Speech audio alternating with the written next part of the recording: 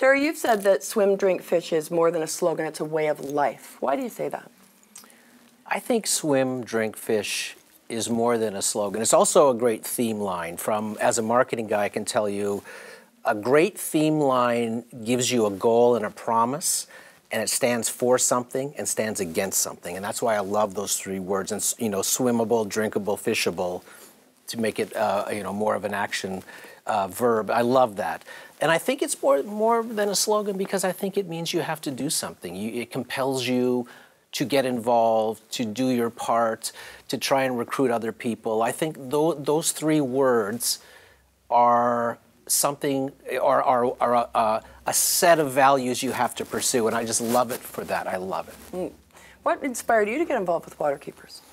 I was inspired to get involved because of Denise Donlon, really. She gave me a call and told me a bit about Waterkeeper. I knew a little bit about it from a distance, but not a lot about it. And then when I met with Mark and Denise, and I loved their enthusiasm, I loved what they had done to date, and I loved the gala, the fundraising event, I loved the notion of that and the people involved. So when they asked if I could help, I said absolutely. And before that, my first blush with Waterkeeper was Denise called me up and asked if I could help them with a radio campaign to launch a new app, the Swim Guide app, and I said, absolutely, would love to do that. So between those two things, here I am. So describe your relationship with water. Well, my relationship with water, what an interesting question. I grew up and was raised in Sudbury, Ontario. Sudbury, although it's known for rocks and mining, is really a town surrounded by lakes. So there's probably, without word of exaggeration, probably 7 or 8 or more lakes right in the city. The whole city's built around all the water. So growing up, we were always at the lake. We would just cross the tracks and, all your friends, and you'd just go lie on the rocks in the sun and you'd swim all day long.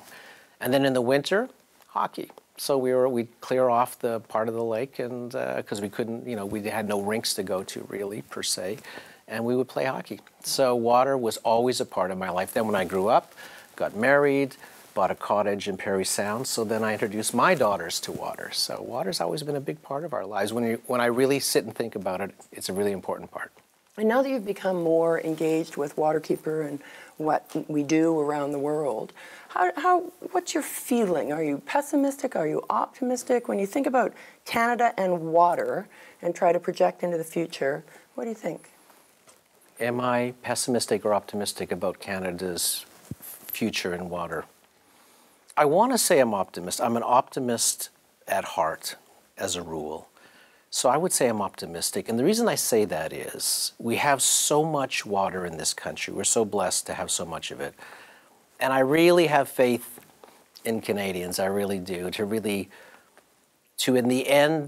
the end of the day, to really do the right thing and to really, we're all in it together. And I think that aspect of Canadians is strong. So, if you're asking me, I would say I'm optimistic. Do you think there's a relationship between artists and being sort of first responders in terms of environmental issues, societal issues? Do you think there's a relationship with artists and the environment? Why are they so important? I do think there is a relationship between artists and the environment. It's interesting. It's in a lot of social cases, the artists respond first, which I've always found interesting.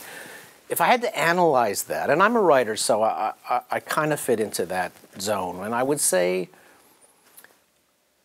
I'll say artists have this ability to me to be in the moment and above the moment. So they can observe, and they take the long view, and they take the 30,000-foot view of life, and that's a lot of where their inspiration comes from.